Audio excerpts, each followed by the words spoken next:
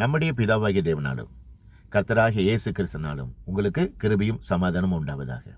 இன்றைக்கு நம்ம என்ன தியானிக்க போறோம்னா, உலகத்தில் இருக்கிற எல்லா ஜனங்களும் தங்கள் பாவத்தை விட்டு மனம் திரும்பணும், ரட்சிக்கப்படணும், சத்தியத்தை அறிகிற அறிவை அடையணும், பரலோகத்துக்கு வரணும். இதுதான் தேவனுடைய சித்தம், தேவனுடைய ஆசை. இதை குறித்து தான் வேத வசனத்தின் அடிப்படையில் இன்றைக்கு நான் உங்களோடு தியானிக்க போறேன். யோவான் 3வது அதிகாரத்தில் சொல்லப்பட்டிருக்கிறது, தேவன் தம்முடைய ஒரே பேரான குமாரனை விசுவாசிக்கிறவன் எவனோ அவன் கெட்டு போகாமல் நித்திய ஜீவனை அடையும்படிக்கு அவரை தந்தருளி இவ்வளவாய் உலகத்தில் அன்பு கூர்ந்தார். தேவன் உலகத்தை ஆக்கினைக்குள்ளாக தீர்க்கும்படிக்கு தம்முடைய குமாரனை அனுப்பாமல் அந்த குமாரன் மூலமாக உலகம் ரட்சிக்கப்படுவதற்காக குமாரனை அனுப்பினார். மத்தேயு 18வது அதிகாரத்தில் சொல்லப்பட்டிருக்கிறது, இந்த சிறியரில் ஒருவனாயிலும் கெட்டு போவது பரலோகத்தில் இருக்கிற பிதாவினுடைய சித்தம் அல்ல. இயேசு கிறிஸ்து வாழ்ந்த காலத்தில் அந்த அளவுக்கு அவ்வளோ பிஸியாக இருந்தார். நான் உங்களுக்கு புரியும்படி நான் சில உதாரணத்தை நான் சொல்றேன். யோவான் அதிகாரத்தை எடுத்தீங்கன்னா, முதல் அத்தியாயத்தில் அவர் பேதுரு, பிலிப்பு, நாத்தான் வேலை போய் சந்திக்கிறாரு. 2வது அத்தியாயத்தில் ஒரு திருமண வீட்டில் அந்த வேலைக்காரரோட நேரத்தை செலவழிக்கிறாரு. 3வது அத்தியாயத்தில் நிக்கோதேமோட சந்திக்கிறாரு. 4வது அத்தியாயத்தில் அந்த சமரியா பெண்ணுக்கும் திமிர்வாதனுக்கும் உதவி பண்றாரு. இப்படி சொல்லிக்கிட்டே போகலாம். அந்த அளவுக்கு பிஸியாக இருந்தார். கடைசி அவருடைய மரணம் சிலுவையில் அறையிற வரைக்கும் பிதாவுடைய சித்தத்தை நிறைவேற்றுவதற்கு அவர் அவ்வளவு தூரம் உண்மையுள்ளவராக தீவிரமாக தன்னுடைய ஊழியத்தை பண்ணிக்கிட்டு இருந்தார். நீங்க லூக்கா 15வது அதிகாரத்தில் பார்த்தீங்கன்னா, இயேசு கிறிஸ்து ஒரு 3 ஓமையை சொல்றாரு. என்ன சொல்றாரு? முதலாவது ஓமை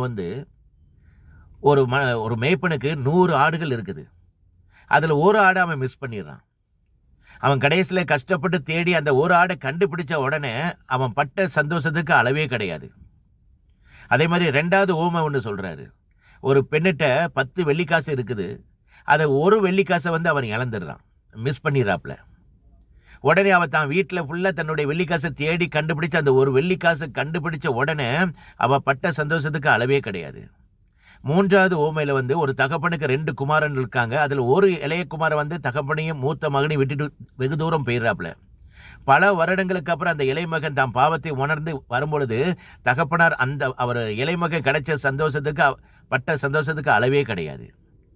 இதிலிருந்து, இந்த சத்தியத்திலிருந்து நீங்களும் நானும் தெரிந்து கொள்ள வேண்டியது என்னன்னா, பெற்ற சந்தோஷத்தை தாங்க மட்டும் அவங்க அனுபவிக்கல, கூட இருக்கிற எல்லா ஜனங்களுக்கும் கூட்டி நான் பெற்ற சந்தோஷத்தை நீங்களும் பகிர்ந்து கொள்ளுங்கன்னு சொல்லி தன்னுடைய சந்தோஷத்தை அவங்கள்ட்ட பகிர்ந்து கொடுக்குறாங்க.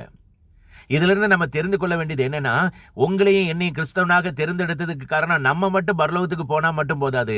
புறஜாதிகள் நம்மளை பற்றி, கர்த்தரை பற்றி அறியாத ஜனங்கள்கிட்ட நம்ம கர்த்தரை பற்றி சொல்லி அவங்களையும் பரலோகத்திலிருந்து கூட்டு போகணும், அவங்களையும் பாவத்திலிருந்து விடுதலை பெற வைக்கணும். அதுதான் ஒவ்வொருடைய கிறிஸ்தவனுடைய தலையாய கடமை. அதான் இந்த ஓமை கர்த்தர் சொல்றாரு. இயேசு கிறிஸ்து எதுக்காக இந்த உலகத்தில் வந்தார்? பாவிகளை ரட்சிப்பதற்காக தான் இந்த உலகத்தில் வந்தார்.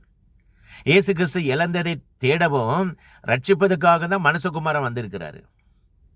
அப்போஸ்தலர் 16 அதிகாரத்தில் பார்த்தீங்கன்னா, அவங்க பிரசங்க சொன்ன உடனே அங்க உள்ள ஜனங்கள்லாம் கேட்கிறாங்க, ஆண்டவர்மார்களே, நாங்கள் ரட்சிக்கப்படுவதற்கு நாங்கள் என்ன செய்ய வேண்டும்? அதுக்கு அவங்க சொல்றாங்க, உன் தேவனாகிய கர்த்தரை விசுவாசி. ஆனா இதுக்கு என்ன அர்த்தம்னா, உண்மையான தேவன் இயேசு கிறிஸ்துன்னு சொல்லி நீங்க நம்புங்க, அப்பொழுது நீங்களும் உங்க வீட்டாரில் ரட்சிக்கப்படுவீங்க. இன்னைக்கு நம்ம எப்படி இருக்கிறோம்? இன்னைக்கு ஒரு நொடியில அநேக ஜனங்கள் இன்னைக்கு நரகத்தை நோக்கி போய் கொண்டு இருக்கிறாங்க. இன்னைக்கு அவங்கள்ட்ட நம்ம சுவிசேஷத்தை சொல்றோமா?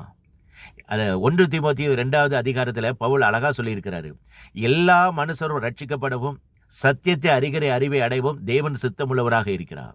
தேவன் ஒருவரே, மனுஷருக்கும் தேவனுக்கும் மத்தியஸ்தர் ஒருவரே, எல்லாரையும் மீட்கும் பொருளாக தம்மை ஒப்பு கொடுத்த கர்த்தராகிய இயேசு கிறிஸ்து அவரே. அதனால எல்லாரும் ரட்சிக்கப்படணும், எல்லாரும் சத்தியத்தை அறிகிற அறிவை அடையணும், உலகத்தில் இருக்கிற எல்லாரும் பரலோகத்துக்கு வரணும். அது ஒவ்வொருடைய கிறிஸ்துவனுடைய தலையாய, உங்களுடைய என்னுடைய தலையாய கடமை. அதனால இயேசு கிறிஸ்து இதை செஞ்சு பாருங்க. எல்லாருக்கும் சுவிசேஷத்தை அறிவிங்க, புறஜாதிகளுக்கு சுவிசேஷத்தை அறிவிங்க, எல்லாரையும் பரலோகத்துக்கு கூட்டி கொண்டு வாங்க. அது ஒவ்வொருடைய தலையாய கடமை. அதனால தான் பவுல் சொல்லிக்கிறது, சுவிசேஷம் அறிவிப்பது ஒவ்வொருடைய தலையாய கடமை. சுவிசேஷம் அறிவிக்காவிட்டால் நமக்கு ஐயோ. கர்த்தர் உங்களை ஆசீர்வதிப்பாராக. இந்த உலகத்தில் உண்மையான ஒரே ஒரு தெய்வம் இயேசு கிறிஸ்து ஒருவர் மட்டுமே. இயேசு கிறிஸ்து சீக்கிரத்தில் வரப்போகிறார். உங்கள் பாவத்தை விட்டு மனம் திரும்புங்கள். பரலோக ராஜ்யம் சமீபத்திருக்கிறது. கர்த்தருக்கே மகிமை உண்டாவதாக. ஆமேன். அல்லேலூயா.